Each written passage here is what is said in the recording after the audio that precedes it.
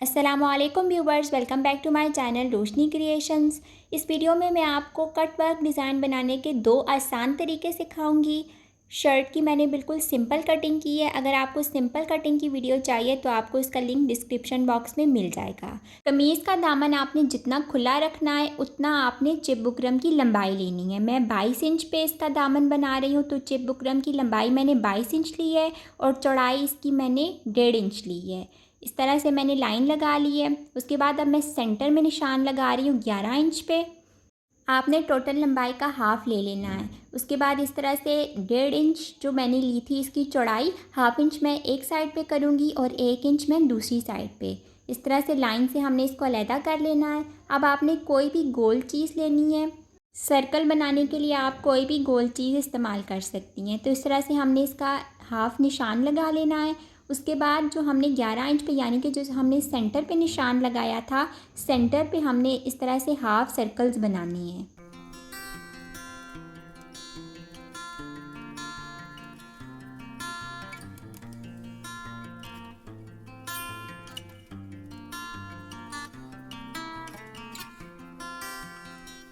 इसकी इस तरह से कटिंग मैं कर लूँगी। ये मैंने दो बना लिए हैं फ्रंट और बैक साइड के लिए। उसके बाद हमने शर्ट के दामन पे सेंटर पे इसको इस तरह से पिन अप करके अच्छी तरह से चिपका लेना है। दूसरी साइड से मैंने हाफ़ इंच का गैप रखा है। 2.5 इंच चौड़ी मैंने कपड़े की प्लेन पट्टी ली है। इसको मैं शर्ट की दूसरी तरफ लगा रही हूँ। इस तरह से हमने इस पट्टी को नीचे रखना है। दामन का कपड़ा ऊपर रख के हमने बिल्कुल बुकरम के साथ साथ सिलाई लगा लेनी है। सिलाई लगाने के बाद अब बाकी कपड़े में इस तरह से हमने कट्स लगा लेने हैं। कट्स लगाना लाजमी है। उसके बाद हमने इसको सीधा करना है। इस तरीके से आपने इसको सीधा करना है। सीधा करने के बाद मैं इसको इस्त्री करूँगी। उसके बाद मैं इसका गला तैयार करूँगी। गले की मैंने इस तरह से कटिंग की है। आप अपने नाप के हिसाब से गले की लंबाई और चौड़ाई रखेंगी। दामन पे मैं इस्त्री कर रही हूँ। अब जो गला है, गले को मैंने कपड़े पे चिपका लिया है। पिन्स लगाने के बाद अब बुकरम के साथ साथ मैं सिलाई लगा रही हूँ। जिस तरह से हमने दामन पे सिलाई लगाई है, बिल्कुल उसी तरह से हमने इसके गले पे भी सिलाई लगानी है। गले की सिलाई लगाने के बाद हम इसकी कटिंग करेंगे। फालतू कपड़े की कटिंग करके हम इसको कट्स लगाएंगे।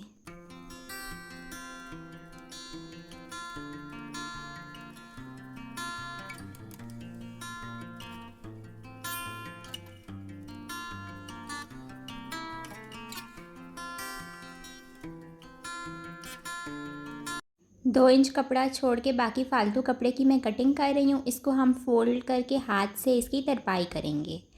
उसके बाद जो दामन पे कपड़ा लगाया था उल्टी तरफ से उसकी मैं सिलाई लगा रही हूँ। ये सिलाई आपने कपड़े की उल्टी तरफ से लगानी है, जिस तरह से मैं लगा रही हूँ। कपड़े को पीछे से आपने हल्का हल्का सा खींचना है और इस तरह से आपने इसकी सिलाई लगानी है। सुई की मदद से आपने कपड़े को बराबर करना है ताकि इसमें झोल ना आए।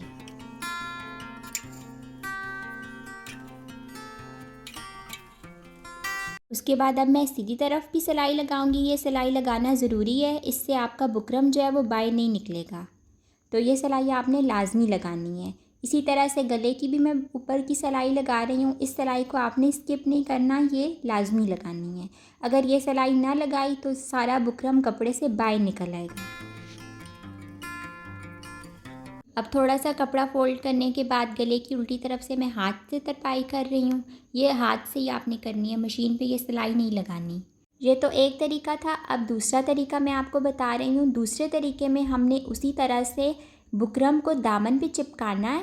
दामन पे चिपकाने के बाद हमने बुकरम के ऊपर सिलाई लगानी है। जिस तरह से आपको लगी हुई नज़र आ रही है, इस तरह से आपने पहले से सिलाई लगा लेनी है। ये सिलाई लगाने के बाद अब जो हमने दूसरी पट्टी लगानी है उसको हमने नीचे रखना है और दूसरी सिलाई हम बुकरम के साथ साथ लगाएंगे।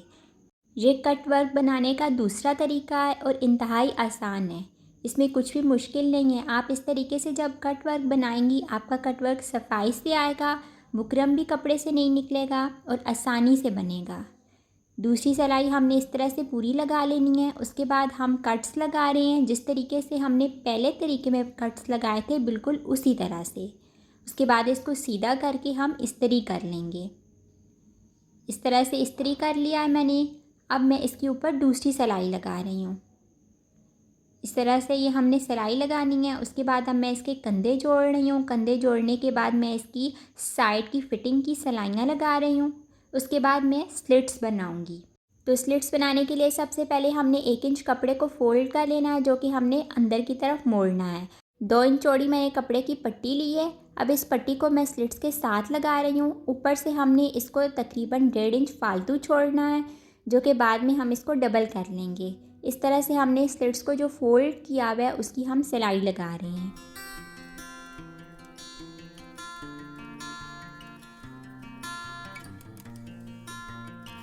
यहाँ से कपड़े को आपने तकरीबन 1/2 इंच फालतू छोड़ना है, बिल्कुल एंड से इसको कट नहीं करना। अब हम दूसरी साइड पे भी कपड़ा लगा रहे हैं। वहाँ से इसको इस तरह से फ़ोल्ड करके सेम तरीके से हम ये कपड़े की पट्टी लगाएंगे।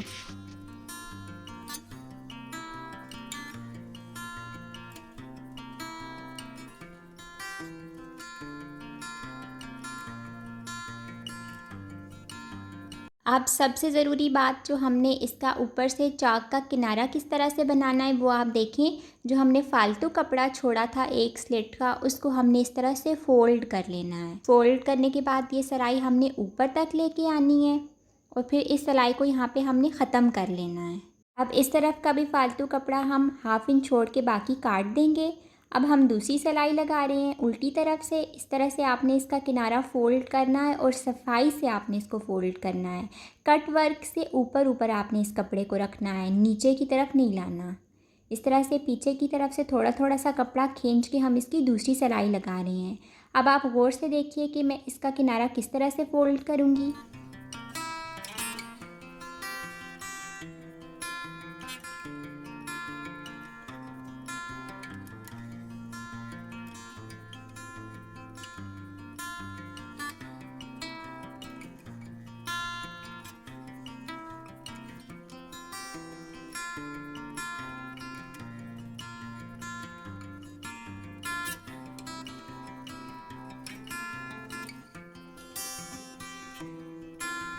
दोनों तरफ से मैंने इसकी इस तरह से नोक बनाई है। इसको बिल्कुल सीधा नहीं रखना। अगर सीधा रखा तो फिर वो बुरा लगेगा और फ़ोल्ड करने में भी आपको मुश्किल होगी। तो इस तरह से हमने थोड़ा थोड़ा सा कपड़ा लेके इसकी सिलाई लगा लेनी है।